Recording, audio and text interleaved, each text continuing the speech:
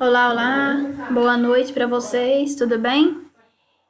Bom, pessoal, hoje para a gente trabalhar mais um conteúdo relacionado ao controle de qualidade, hoje a gente vai falar sobre o controle externo de qualidade. Viemos falando há umas semanas atrás sobre o controle interno, que é dividido nas fases pré-analítica, analítica e pós, né?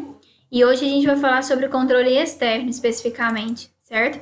Que é aquele controle feito pelos laboratórios vindo de fora, né?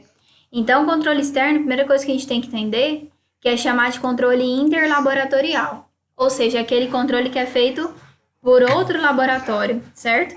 É o laboratório, é o controle que é feito em comparação, né, com outros laboratórios que participam.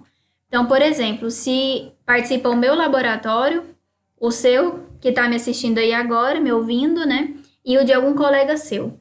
Esses três laboratórios precisam chegar a um consenso. Por exemplo, foi enviado para os nossos três laboratórios uma amostra de pool de fezes, que tem, por exemplo, que está demonstrando lá que tem ascaris e xistossoma.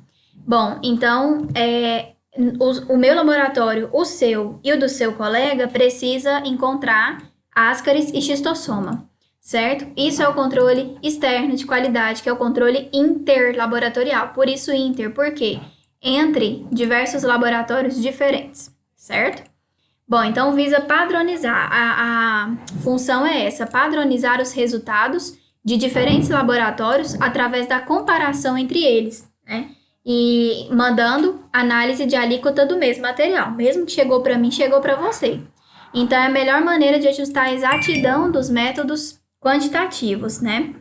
Então, assegura-se que os resultados dos laboratórios situem-se o mais próximo possível do valor real dos analitos analisados. Então, por exemplo, se for quantitativo, então tem que, por exemplo, é uma lâmina de hemograma e quantitativo, então tem que chegar o mais próximo possível, por exemplo, da quantidade de eosinófilos, né?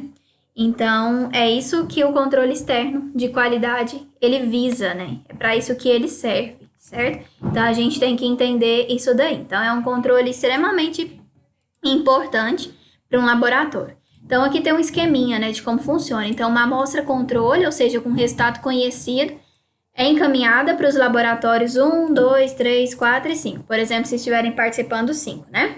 E aí, esses laboratórios farão as análises e vai ser liberado positivo ou negativo, reagente ou não reagente, ou presente ou ausente de algum analito. Então, esses resultados serão comparados com o de referência, que foi o que mandou essa amostra controle aqui. Um dos exemplos desse controle é esse aqui, que é muito conhecido, o PNCQ.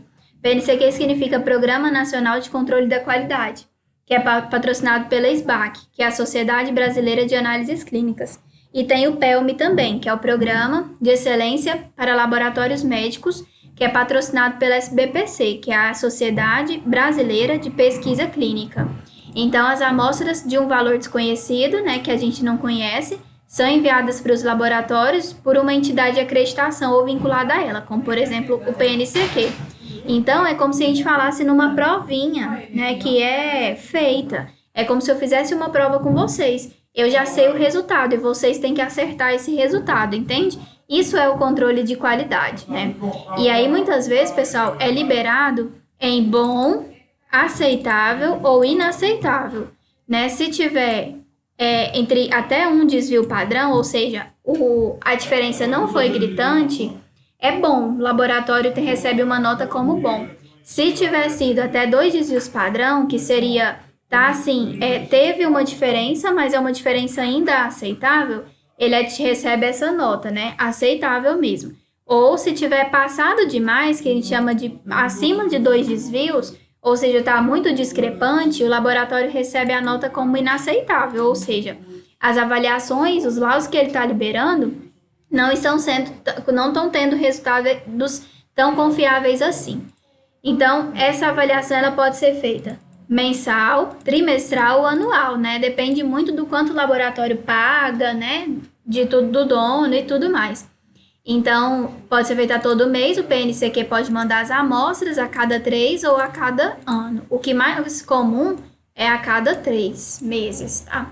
E aí o PNCQ ele pode enviar amostras assim de todo tipo mesmo. Então ele pode enviar amostras para bioquímica, como soro, para hemato, como sangue total, para determinar o hematócrito, o valor de hemácias, hemoglobina.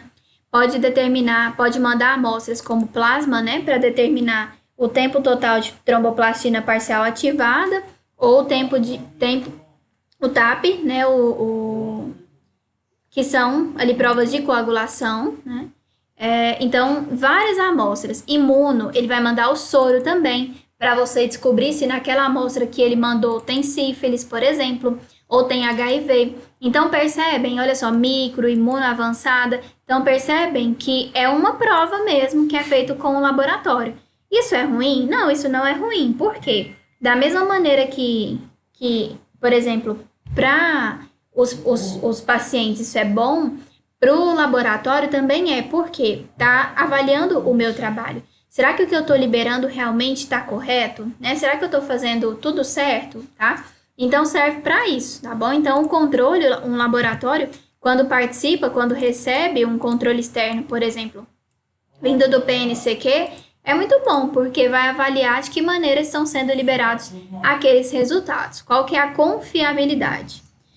Então, pode mandar também parasito, que eu dei o exemplo lá atrás, líquor, urinálise, né? Então, todas essas amostras podem ser encaminhadas para o laboratório, certo? E aí existe, pessoal, uma organização nacional de acreditação que é chamada de ONA, que é a top, sabe? Então, o Ministério da Saúde criou essa organização em 99 com o objetivo disso aqui, coordenar e promover a acreditação na área da saúde. Quando o laboratório recebe a plaquinha, esse laboratório é acreditado, né? Quer dizer o quê? Que esse laboratório ele segue todos os padrões de referência.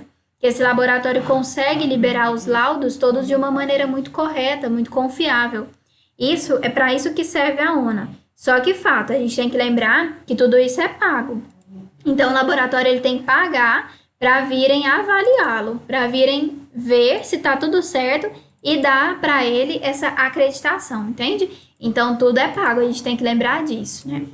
Então, em outubro de 2003, a ONA, a SBPC e a SBAC, que eu falei lá atrás, resolveram em consenso iniciar os trabalhos para o estabelecimento de regras de equivalência entre o programa de acreditação. Então, SBAC, PALC, DIC, ONA, SBPC e SBAC tem que todos avaliar de uma mesma maneira, porque senão, às vezes, um é mais fácil que o outro, aí um é mais barato que o outro, aí vai lá e opta por um deles, né? Então, tem que avaliar de uma maneira muito fidedigna e de maneira semelhante, da mesma maneira, né? Ou seja, estabelecendo regras de equivalência, certo? Aí aqui eu coloquei para vocês 2 programas de acreditação que existem no Brasil, né? Que é a DIC, que é o Departamento Interno de Controle de Qualidade, né? E a PALC, que é o Programa de Acreditação para Laboratórios Clínicos, tá aqui, né?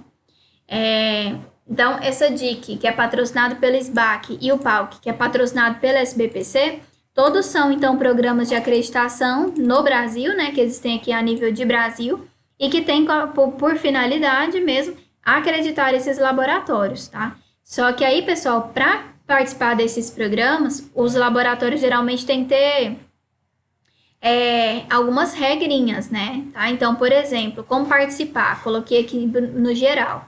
Laboratório deve estar legalmente habilitado, possuir instalações adequadas, pessoal capacitado e em número suficiente, né? Então, são as primeiras normas, né? Já tem que ter um sistema de controle interno em funcionamento, certo? Então, já tem que estar participando de um programa de controle externo reconhecido, tá? Então, assim, existem alguns requisitos para se participar. Não é assim, né? Só eu quero e vou lá. Tem que se inscrever no programa, tá? Até isso, apresentar documentos, né, que mostrem que esse laboratório tá legal para funcionar. Então, assim, existem alguns requisitos para participar, mas o que a gente tem que saber é que esse controle externo, portanto, ele é feito entre os laboratórios e serve, portanto, para avaliar esse laboratório, se o resultado que ele está liberando está sendo tudo fidedigno, tudo ok, e eu avaliar também, de certa maneira, os meus funcionários, tá? Então, isso é o que eu queria passar um pouquinho para vocês sobre esse controle externo, muito importante para controle de qualidade, tá? Espero que vocês tenham entendido um pouquinho sobre como esse controle funciona. E qualquer dúvida vocês podem estar tirando juntos comigo, né, no momento que a gente se encontrar, tá? Virtualmente. Muito obrigada e até a próxima. Até mais para vocês.